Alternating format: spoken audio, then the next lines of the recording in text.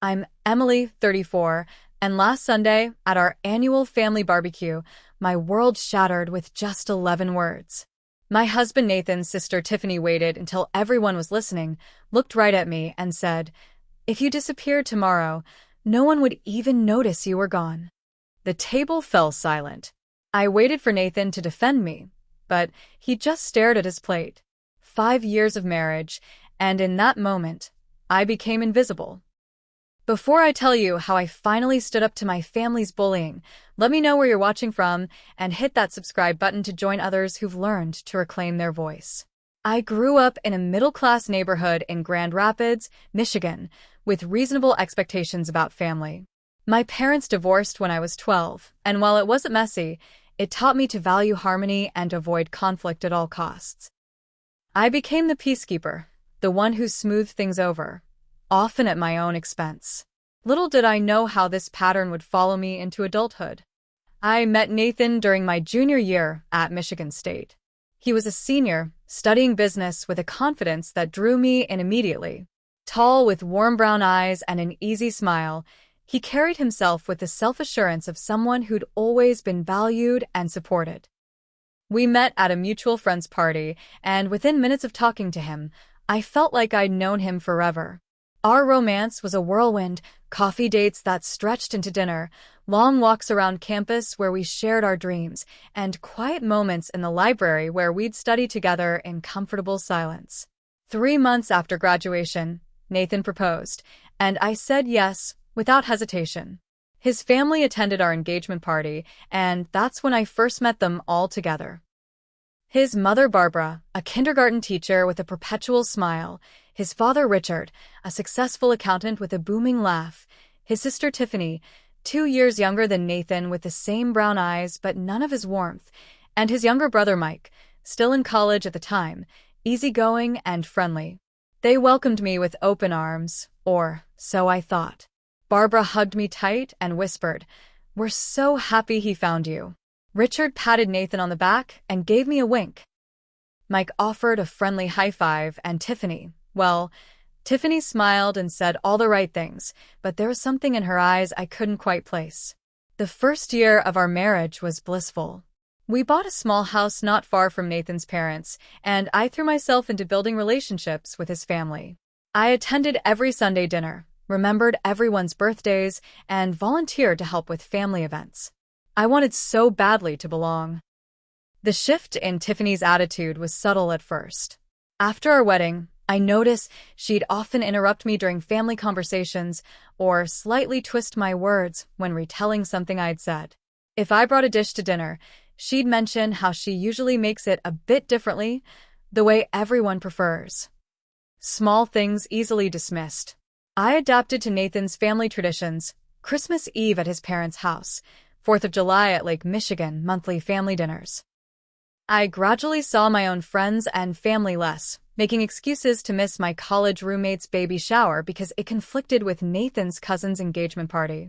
When my brother Tom complained that I never visited anymore, I told myself he was being dramatic. There were warning signs I chose to ignore. Like the time Barbara asked everyone what they wanted for Christmas, carefully noting each response, then simply nodded when I gave mine. Or when planning Thanksgiving dinner, Tiffany forgot to assign me a dish to bring, then remarked, "Oh, we already have everything covered." Or how at family gatherings, I'd often turn to find everyone had migrated to another room without letting me know. "That's just how they are," Nathan would say whenever I hesitantly brought these things up. "They're not doing it on purpose." And because I valued peace over confrontation, I believed him.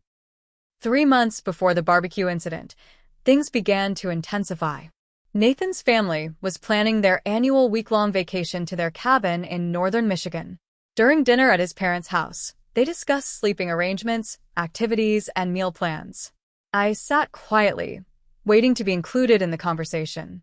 "So, Emily," Barbara finally said, "will you be able to get the time off work this year?" Before I could answer, Tiffany jumped in. "Actually, Mom, I was thinking this could be just the original family this time. Like old times, you know? Before things got so expanded." The silence that followed was deafening.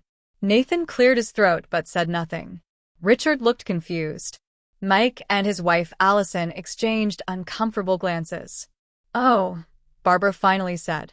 "Well, we'll figure something out." In the car on the way home, I asked Nathan why he didn't say anything.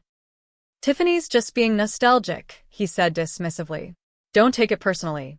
We'll work it out." But we never did. 2 weeks later, Nathan informed me that he thought it would be easier for everyone if I skipped the vacation this year. "It's only a week," he said. "You can use the time to catch up with your friends." Friends I barely saw anymore because I'd been so focused on integrating into his family. Despite this growing unease, I held on to hope that things would improve. The upcoming family barbecue at Nathan's parents' house seemed like a perfect opportunity for a fresh start. I spent hours making my grandmother's famous potato salad and baked Richard's favorite chocolate bourbon pecan pie. I bought a new sundress and carefully applied my makeup. I was determined to try again, to find my place in this family that still felt just out of reach after 5 years. "It'll be great," I told myself as we drove to the barbecue. "Today will be different." I had no idea how right I was, but not in the way I'd hoped. The Johnson family barbecue was in full swing when Nathan and I arrived at his parents' red brick colonial in the suburbs of Detroit.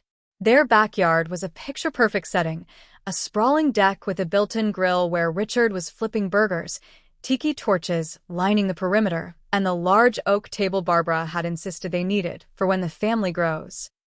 "We're here," Nathan called out, carrying the cooler while I balanced the potato salad and pie.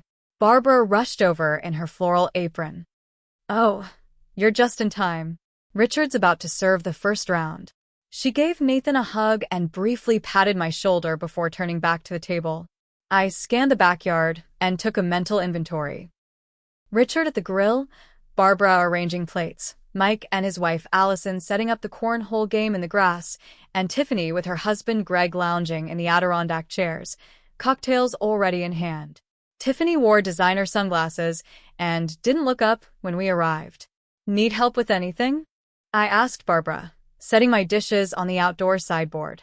No, I've got it all under control," she replied, rearranging the dishes I'd just placed down.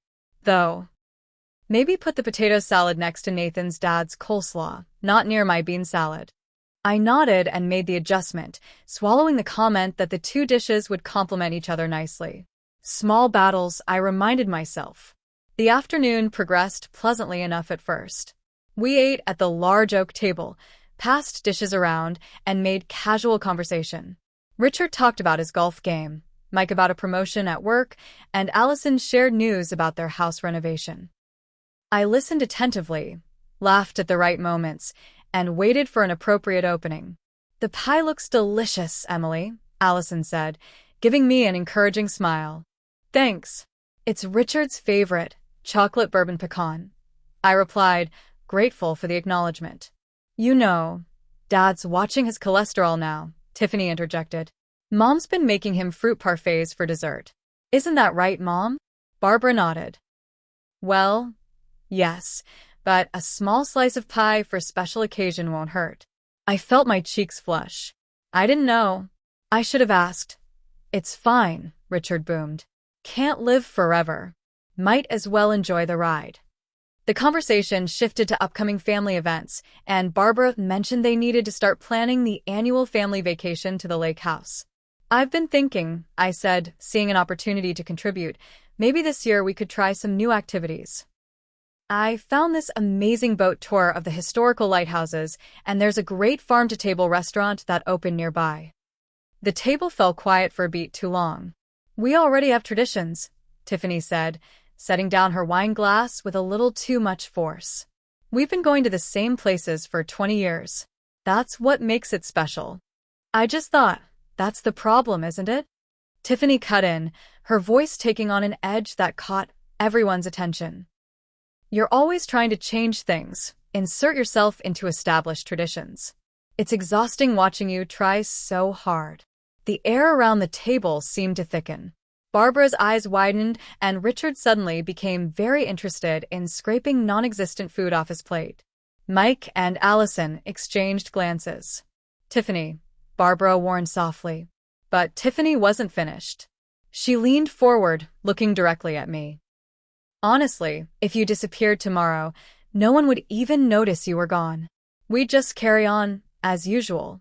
The words hit me like a physical blow. My lungs seemed to forget how to draw air. I looked at Nathan, waiting for him to say something, anything. But he was staring at his plate, his jaw tight. The silence stretched for what felt like an eternity. Barbara gave a nervous laugh. More potato salad, anyone?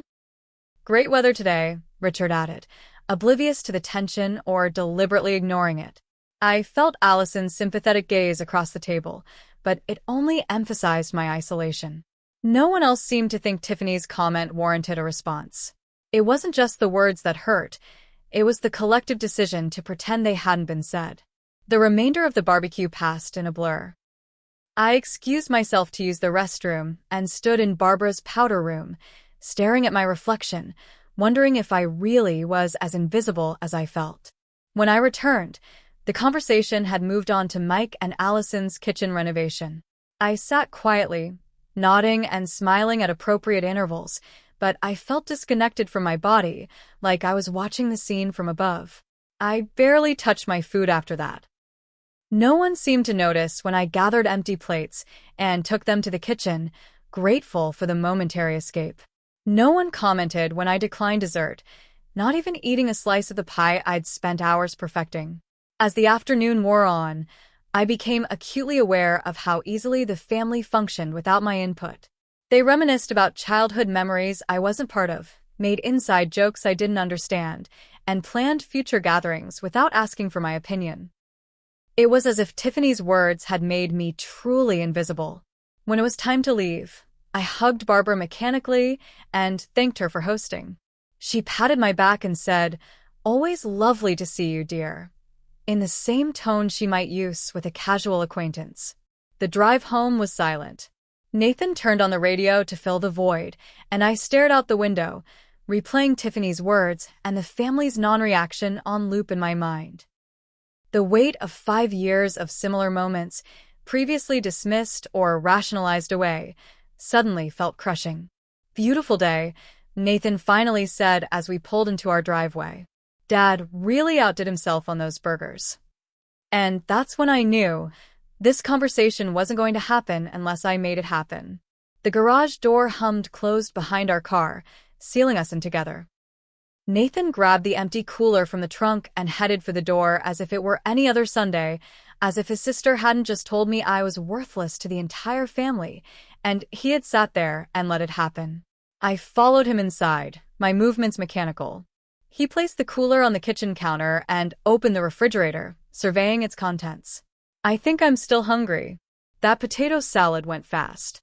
Do we have any leftovers from Thursday?" His voice was casual, ordinary, infuriating. I stood in the middle of the kitchen, still clutching my purse, unable to transition into our regular evening routine. "Are we not going to talk about what happened today?" Nathan turned, a container of Chinese takeout in hand, his expression genuinely confused. "What do you mean?" "The dam broke. Your sister told everyone I could disappear and no one would care, Nathan. She said that to my face, in front of your entire family, and you sat there and said nothing." He set the container down and sighed. "She didn't mean it like that." "That's just how Tiffany jokes. You know she has a sarcastic sense of humor." "That wasn't a joke." My voice rose despite my efforts to control it. "And even if it was cruel. Why didn't you say anything? What did you want me to do? Cause a scene at my parents' barbecue?" He ran a hand through his hair. "If I'd said something, it would have just made everything awkward. It was already awkward. For me. I could feel tears threatening, but I refused to let them fall. Do you have any idea how it felt to sit there while everyone pretended not to hear what she said?" Nathan's expression hardened. "You're overreacting. Tiffany didn't mean anything by it. This isn't about just today. This is about 5 years of little comments, of being excluded, of you never standing up for me." The words poured out of me now. "Remember Christmas when she accidentally left me off the family gift exchange? Or last Thanksgiving when she told everyone I insisted on bringing store-bought rolls when you know I spent all day making them from scratch. She's my sister, Emily, Nathan said, his voice rising to match mine. What do you expect me to do? Cut her off. I expect you to be my husband, to have my back, to not let your family treat me like I'm nothing. Nathan slammed his palm on the counter. You don't understand. Tiffany's always been sensitive about new people in the family. When Mike married Allison, she went through the same adjustment period. Adjustment period? It's been 5 years. I laughed incredulously. And I've never seen her treat Allison the way she treats me. That's different. Allison doesn't try to change family traditions or make everything about her. His words hit me like a slap. Is that what you think I do? Nathan's expression shifted, realizing he'd gone too far. No, I just meant, look, Tiffany told me she sometimes feels like you're trying to take her place in the family. She was really close with my mom before you came along. So this is my fault? I'm too involved with your family? That's rich, considering I've given up almost everything else to fit into your world. The unfairness of it burned in my chest. When was the last time we spent a holiday with my family? When was the last time you even asked about my friends? Nathan paced the kitchen. That's not fair. Your family lives farther away, and you never seem to care that much about keeping up with your old friends. Because I was trying to be part of your life. I thought that's what marriage was, becoming part of each other's worlds. But it seems like I'm the only one who is expected to change. You're being dramatic, Nathan said dismissively. Nobody asked you to change. No, they just made it clear I wasn't good enough as I was. The realization hit me as I said it. Do you know how hard I've tried to fit in with your family? The hours I spend helping your mom with holidays, remembering everyone's birthdays and preferences, trying to be the perfect daughter-in-law, sister-in-law, wife? And it's never enough. My family has always been welcoming to you, Nathan insisted, but his eyes shifted away as he said it. No, they've tolerated me. There's a difference. I took a deep breath. And the worst part is, you know it. You see how they treat me, and you choose to ignore it because it's easier than standing up to them. Nathan's face flushed. That's not true. I love you. I want everyone to get along. Getting along doesn't mean letting your sister walk all over me. It doesn't mean pretending everything is fine when it's not. I could feel years of suppressed frustration finally breaking free. Something needs to change, Nathan. I can't do this anymore. What are you saying? His voice had an edge of panic now. I'm saying I deserve better than to be made to feel invisible in my own marriage. I'm saying you need to decide if you're my husband first or Tiffany's brother first. Nathan grabbed his keys from the counter. I can't talk to you when you're like this. I'm going out to clear my head. Of course you are, I said quietly. Run away instead of facing the problem. That's exactly what I'm talking about. The front door slammed behind him, and the house fell into silence. I sank onto a kitchen chair, suddenly exhausted. 5 years of similar moments flashed through my mind. Nathan changing our vacation plans because his family decided to do something last minute. Nathan missing my grandmother's funeral because Tiffany needed help moving. Nathan always choosing his family's needs and feelings over mine. My phone buzzed with a text. It was Allison. Just checking if you're okay. What Tiffany said today was way out of line. Call me if you want to talk. At least someone had noticed. It wasn't much, but it was something to hold on to as I sat alone in the kitchen, wondering if Nathan was right. Was I the problem? Was I asking too much? Or had I spent 5 years slowly disappearing, just like Tiffany said? The next morning, I called in sick to work for the first time in 3 years. The thought of sitting at my desk in the marketing firm, making small talk with coworkers about their weekend while mine had shattered my sense of self, felt impossible. My boss Diane was understanding. I had enough sick days accumulated to take a month off, if I wanted to. Nathan had come home late, long after I'd gone to bed. He'd slept in the guest room without a word. When I came downstairs that morning, he was already gone. A hastily scribbled note on the counter. Had an early meeting. We'll talk tonight. The empty house felt both oppressive and liberating. I made coffee and sat at our kitchen table, scrolling through my phone contacts until I found a name I hadn't called in too long. Jessica Martin, my best friend from college. We'd been inseparable for 4 years, but since my marriage, our communication had dwindled to occasional likes on social media and generic holiday cards. She answered on the third ring. Emily, is everything okay? The concern in her voice made my throat tight. Not really. Are you free for coffee today? 2 hours later, I was sitting across from Jessica at a small cafe downtown, pouring out everything. Not just about the barbecue, but all the small cuts and slights over the years, the gradual erosion of my confidence, my increasing isolation. Jessica listened without interruption, her expression growing increasingly troubled. When I finally ran out of words, she reached across the table and squeezed my hand. I need to say something, and I need you to really hear me. Her eyes were serious. This isn't normal. The way Nathan's family treats you, especially Tiffany, and the way Nathan allows it. It's not okay. Maybe I'm being too sensitive, I said automatically. Stop that. Jessica's voice was firm. That's what they've trained you to think. The Emily I knew in college would never have put up with this treatment. You were confident, outspoken. You once told a professor his interpretation of Jane Austen was painfully reductive. What happened to that girl? I stared into my coffee cup. I don't know. I guess I wanted so badly to be accepted by Nathan's family that I started shrinking myself to fit. Do you remember junior year when we were supposed to go to Cancun for spring break, but I bailed at the last minute because my boyfriend wanted me to meet his parents? Jessica asked. I nodded, remembering. You told me, never make yourself smaller for someone who doesn't appreciate your full size. That was good advice, Em. Maybe it's time you took it. On the drive home, Jessica's words echoed in my mind. I took a detour and ended up at Lake St. Clair, a place I used to visit often before I met Nathan. I walked along the shore, watching families enjoying the sunny day, and found myself calling my mother. Emily. What a lovely surprise. Mom's voice came through the car speakers. I was just thinking about you. Mom, I said, my voice cracking. Can I ask you something? Was it hard, after the divorce? Being on your own? There was a pause. Where is this coming from, sweetheart?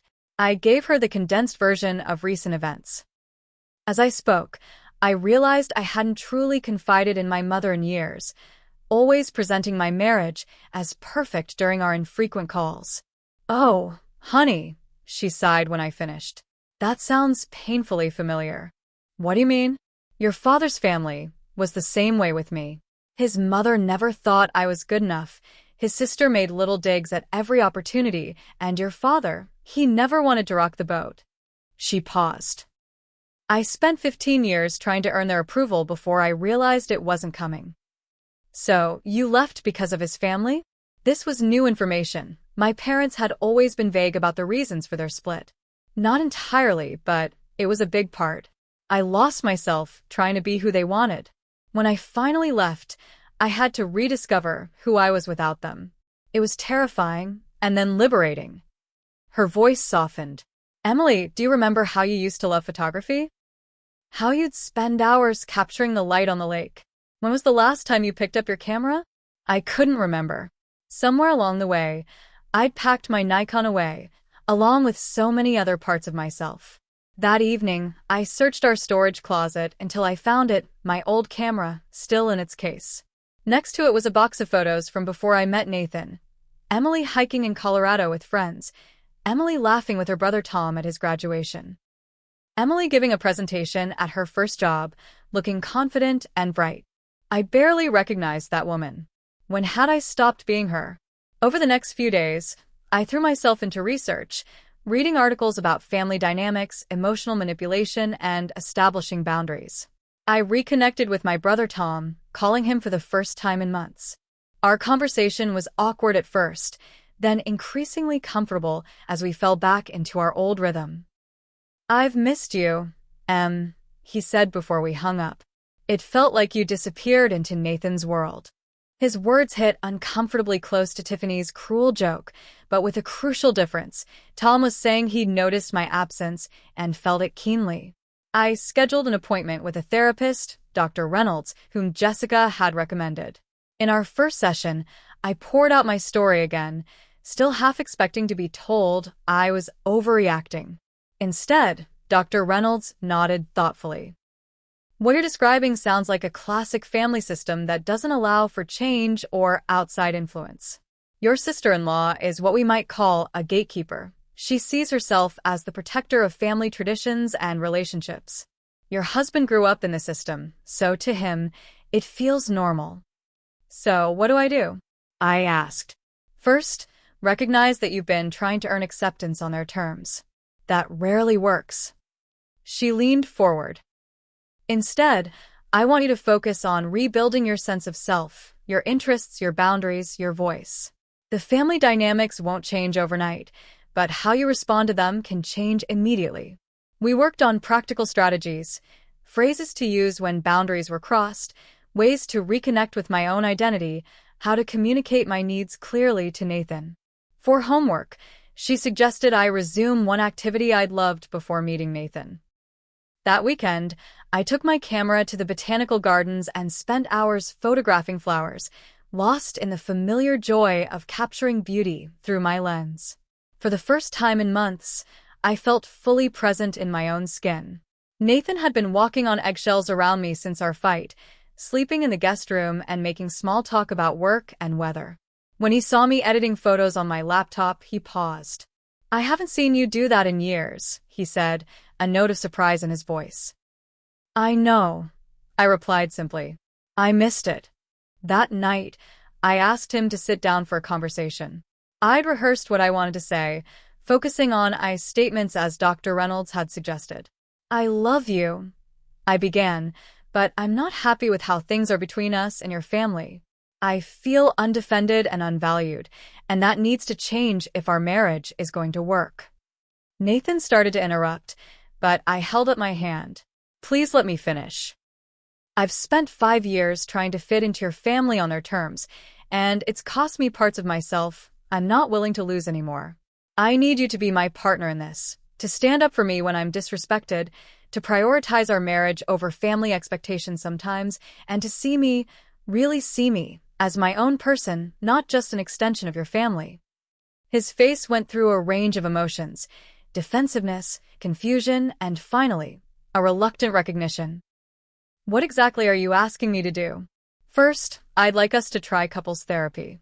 I've already started seeing someone on my own, and I think it would help us communicate better." I took a deep breath. "And I won't be attending your mother's birthday dinner next weekend. I need some space from your family right now." "You can't just skip my mom's birthday," he protested. "What will everyone think?" "That's exactly the problem, Nathan. You're more concerned about what they'll think than about how I feel." I stood my ground. "I'm not asking you to skip it. I'm telling you I need to take care of myself right now." The next morning, my phone exploded with a text from Tiffany. "Nathan says you're not coming to Mom's birthday. Nice job dividing the family again. This is exactly why nobody can rely on you." I crafted a careful response. "I'm taking some personal time, Tiffany. I wish your mom a happy birthday, but I won't be attending this year." No apology, no lengthy explanation, no plea for understanding. It felt terrifying and empowering. The following day, I asked Barbara to meet me for coffee, just the two of us. To my surprise, she agreed readily. We met at a quiet cafe halfway between our homes. "I was surprised to get your call," she said after we'd ordered. "Nathan mentioned you weren't feeling well."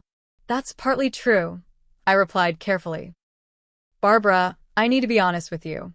I've been struggling with my place in the family, especially my relationship with Tiffany." Barbara's eyes widened slightly, but she didn't interrupt. "The comment she made at the barbecue really hurt me," I continued. "And it wasn't the first time." Barbara looked down at her coffee. "Tiffany has always been protective of our family unit. She had a hard time when Mike married Allison too. I understand that change can be difficult, but it's been 5 years. I've tried so hard to fit in, to respect your traditions, to be part of the family. But I can't keep pretending everything is fine when it's not. To my surprise, Barbara's eyes filled with tears. I should have said something at the barbecue. What Tiffany said was cruel, and I didn't want to cause a scene. She reached across the table. Emily, I want you to know that Richard and I consider you part of our family. I'm sorry if we haven't made that clear enough. The conversation wasn't a magical fix, but it was a start. As I drove home, I felt something I hadn't in a long time, the flicker of hope that maybe, just maybe, things could change. Over the next 2 weeks, I focused on rebuilding myself piece by piece. I called old friends from college and my previous job, accepting invitations I would have declined in the past because of Nathan's family obligations. I spent a weekend visiting my brother Tom, who lived just 2 hours away, but whom I'd seen only twice in the past year. The prodigal sister returns, he joked when I arrived, but his hug was tight and genuine. I'm sorry I've been so absent, I told him as we caught up over dinner in his apartment. What matters is you're here now, he said simply, and that you stick around this time. I resumed my photography hobby in earnest, even joining a local photography club that met on Wednesday evenings, the same night as Barbara's weekly family dinner that I'd faithfully attended for years. The first time I told Nathan I wouldn't be joining his family because of my club meeting, his face clouded. You're really serious about this, he said. I am, I confirmed. This is important to me. My sessions with Dr. Reynolds continued weekly, and gradually, I felt my perspective shifting. We focused on my tendency to seek external validation and my fear of conflict stemming from my parents' divorce. I practiced setting boundaries in small ways first, saying no to extra projects at work, expressing preferences about weekend plans instead of defaulting to Nathan's choices. Remember, Dr. Reynolds reminded me, healthy boundaries aren't about keeping people out. They're about defining where you end and others begin. It's actually the foundation for more authentic relationships. After my 3rd session, I finally convinced Nathan to join me for couples therapy. He sat stiffly on Dr. Reynolds' couch, arms crossed, clearly uncomfortable. I don't see why we need this, he muttered as we waited for her to arrive. We've been fine for 5 years. Have we? I asked quietly. Or have we just been avoiding the hard conversations? The session was challenging. Nathan struggled to see how his family dynamics affected our marriage, insisting that I was too sensitive and that his family was just being themselves. But when Dr. Reynolds asked him to consider how he'd feel if my family treated him the way his treated me, I saw the first glimmer of understanding cross his face. I wouldn't like it, he admitted reluctantly. But it's different. Your family lives farther away, and mine has always been close-knit. Geography doesn't excuse disrespect, Dr. Reynolds pointed out gently. Close families can still have unhealthy patterns. By our 3rd session together, Nathan was beginning to open up more. I guess I never really thought about how it looked from Emily's perspective, he confessed. In my family, we just brush things off. That's how we deal with conflict. Or rather, how you avoid dealing with it, Dr. Reynolds suggested. Nathan was silent for a long moment. Maybe, he finally conceded. The real test came when Richard's birthday approached. It would be the first family gathering since the barbecue incident, and I felt a flutter of anxiety at the thought of facing everyone, especially Tiffany. You don't have to go, Nathan said the night before, surprising me. I know things are still tense. I considered it briefly, but shook my head. No, I want to go. But on my terms this time. We arrived at the restaurant where the celebration was being held, and I immediately put my new strategy into action. Instead of taking the seat next to Tiffany that Barbara had indicated, I smiled and said, I think I'll sit over here next to Mike and Allison today. No explanation, no apology, just a calm statement of preference. I engaged warmly with Mike and Allison, asking about their house renovation and sharing stories about my photography club. When Richard opened his gifts, I presented mine, a framed photo I'd taken of the lake where they had their family cabin, printed and matted professionally. This is gorgeous, Emily, he said, genuinely pleased. You took this? She used to be quite the photographer before she met me, Nathan said, and I noticed a note of regret in his voice. She's getting back into it now. Throughout dinner, I felt Tiffany watching me, her expression a mix of confusion and annoyance. I remained pleasant, but didn't go out of my way to engage with her as I would have in the past, desperate for her approval. When the dessert arrived, Tiffany made her move. "So, Emily, Nathan tells us you've been too busy for family dinners lately," she said, her tone falsely sweet. "New hobbies more important than family time?" In the past, I would have apologized, explained, tried to justify myself. This time, I met her gaze steadily. "I've been reconnecting with some old interests. Balance is important in life, don't you think?" She opened her mouth, clearly prepared for my usual defensive response, then closed it again when none came. The evening wasn't perfect. There were awkward moments and tense silences. But for the first time, I left a family gathering feeling like I'd maintained my dignity and authenticity. In the car on the way home, Nathan reached over and took my hand. "I'm proud of you," he said quietly. "That can't have been easy." "It wasn't," I admitted. "But it was worth it." The next day, I received a text from Allison. "You were amazing last night. Want to grab lunch this week?" It was a small victory, but a significant one. I was no longer the outsider desperately seeking approval. I was beginning to find allies within the family system, and more importantly, I was becoming my own ally. As the weeks passed, Nathan and I continued our therapy sessions, both individually and together. Slowly, painfully, we began to rebuild our marriage on a more equal foundation. There were setbacks. Nathan reverting to old patterns of appeasing his family at my expense, me slipping into people-pleasing mode when tensions rose, but overall, we were moving forward. One evening, as we prepared dinner together in companionable silence, Nathan spoke up. "I called Tiffany today. My hands stilled on the vegetables I was chopping. Oh. I told her that her behavior toward you has been unacceptable and that if she wants to maintain a close relationship with me, she needs to treat you with respect." His voice was steady, but I could see the tension in his shoulders. It didn't go well. "I'm sorry," I said and meant it. I knew how difficult that conversation must have been for him. "Don't be. It was long overdue." He turned to face me. "I should have done it years ago. I'm sorry it took me so long to see what was happening. It wasn't an instant fix."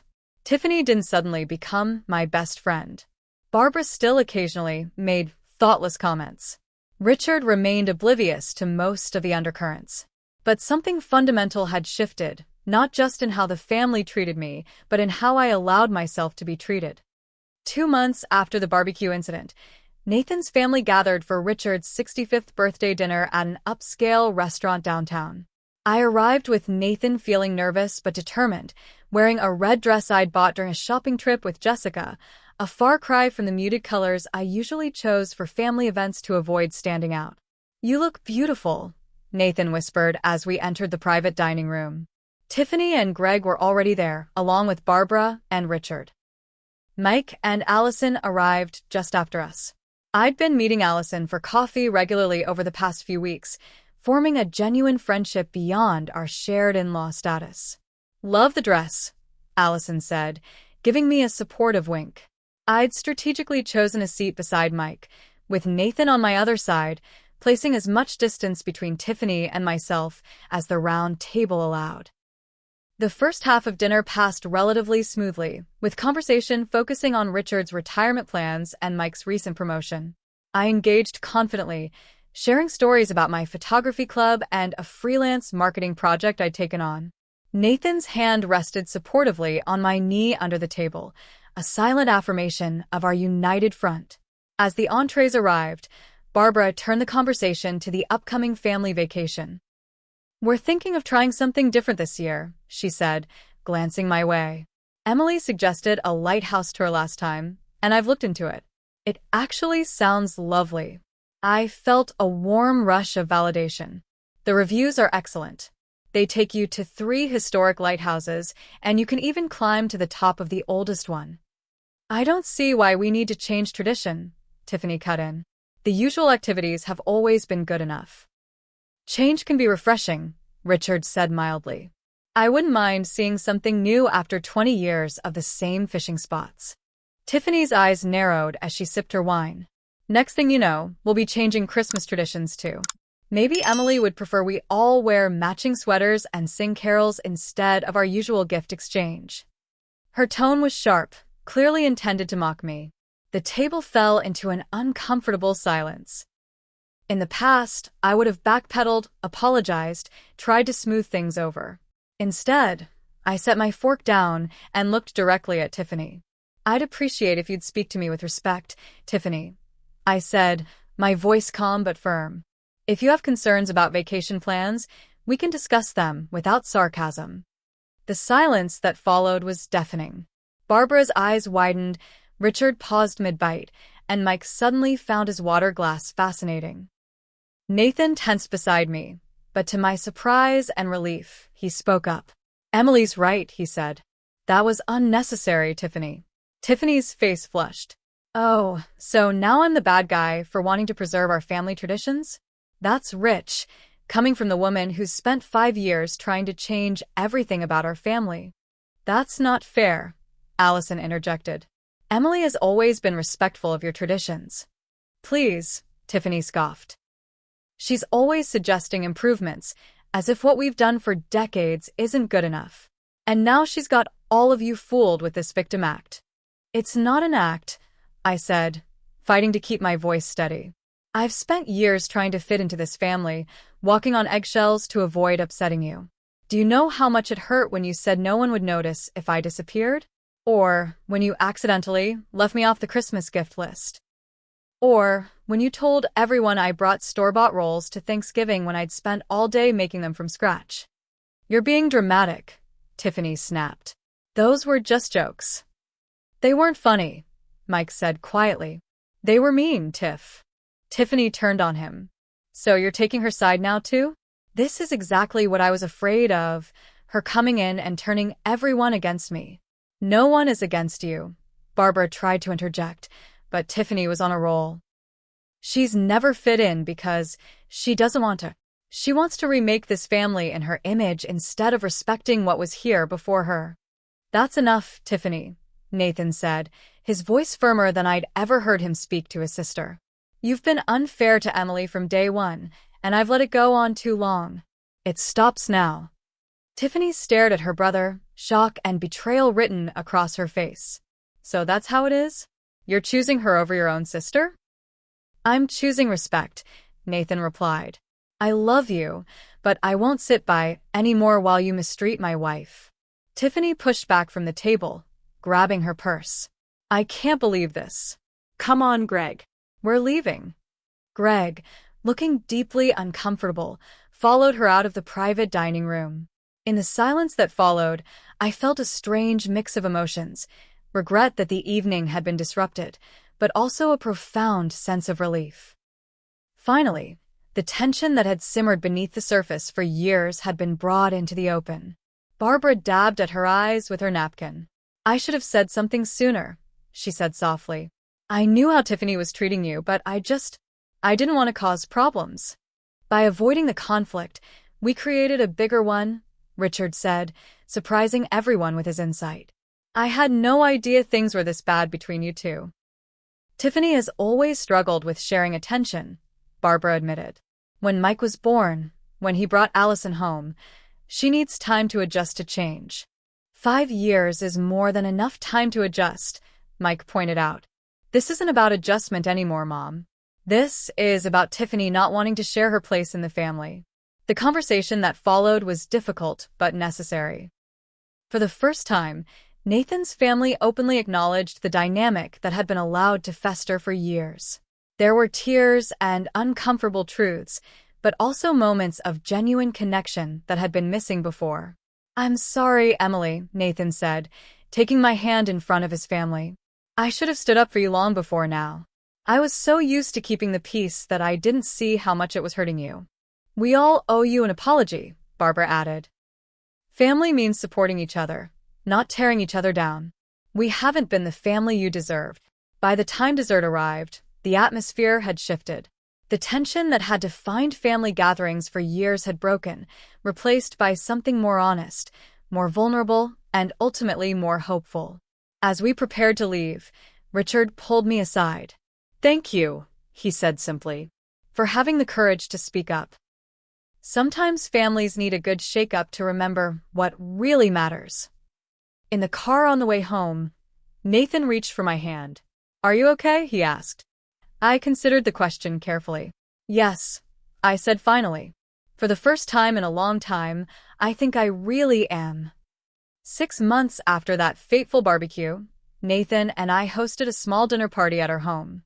As I arranged flowers in the dining room, I caught sight of my reflection in the mirror.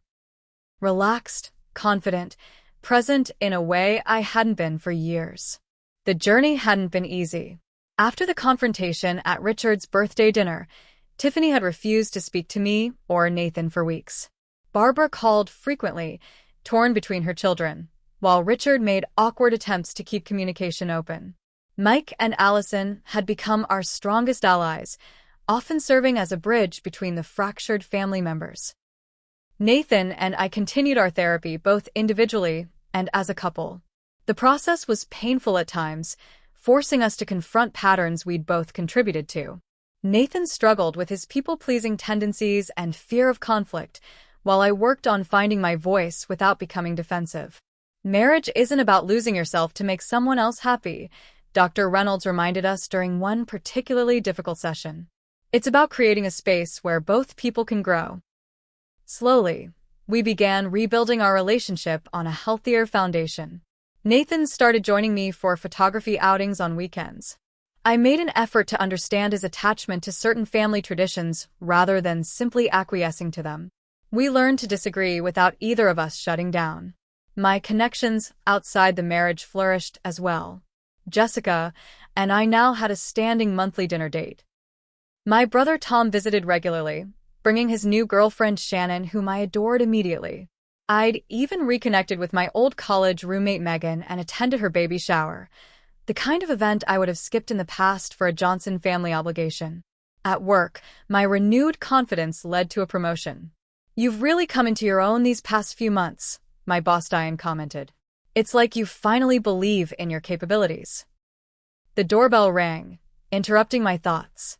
Nathan opened it to reveal Mike and Allison, bearing a bottle of wine and a homemade appetizer. "First one's here, as usual." Mike grinned, giving me a hug. Barbara and Richard arrived next, Barbara immediately complimenting the table settings and Richard heading to examine the new grill Nathan had installed on our patio.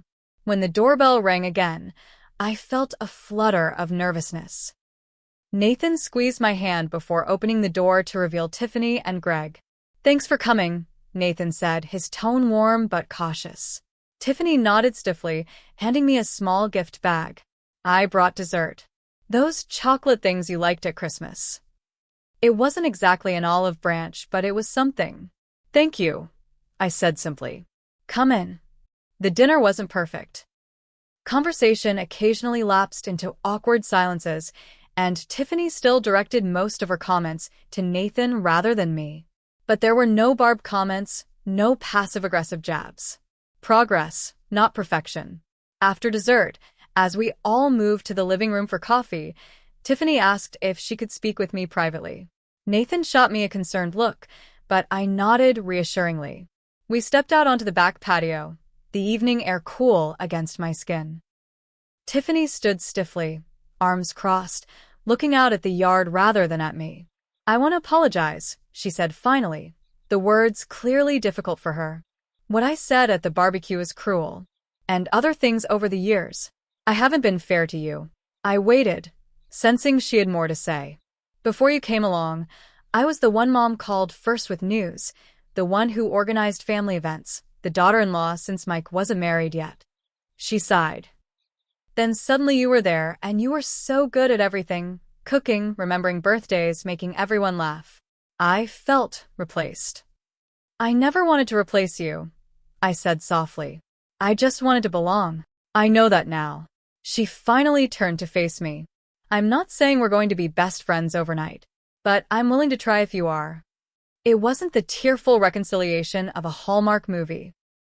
It was awkward and halting, with years of hurt still lingering beneath the surface. But it was honest, perhaps the first truly honest interaction we'd ever had. "I'd like that," I said, and meant it.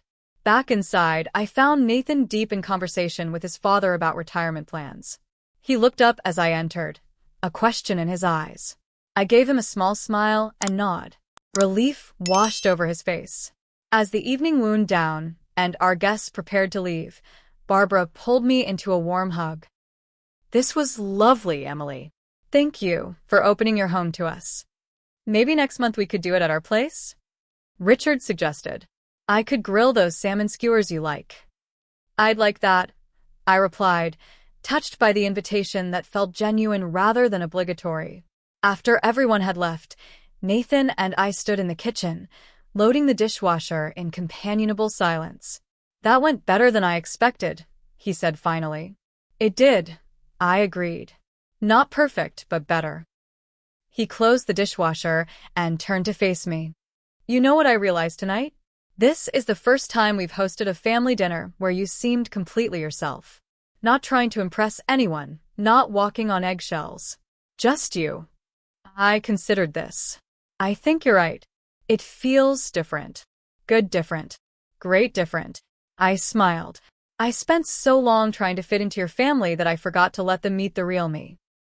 And I think maybe the real me is someone they could actually care about."